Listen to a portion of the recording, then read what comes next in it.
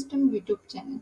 In this video, I will show you how to load a custom JavaScript component into the Odoo backend using the registry.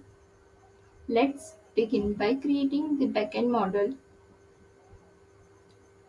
We define a model in which contains basic student information.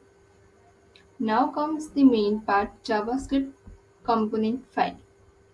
We import the registry and component class from OWL.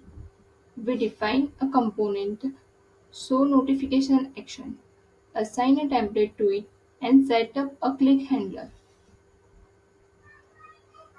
Inside onClick, we trigger a notification using Odoo's notification service.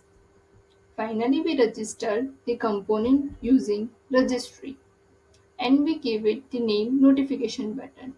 Now let's define the template that control how our component look in the UI. This is simple button labeled submit. When clicked, it calls the onClick method from our JS component and display a success notification.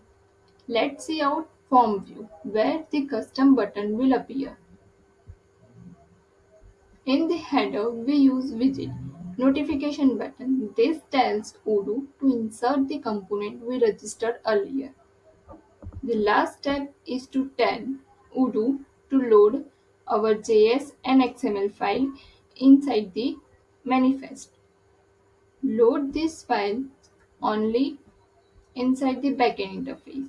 Now let's check the result.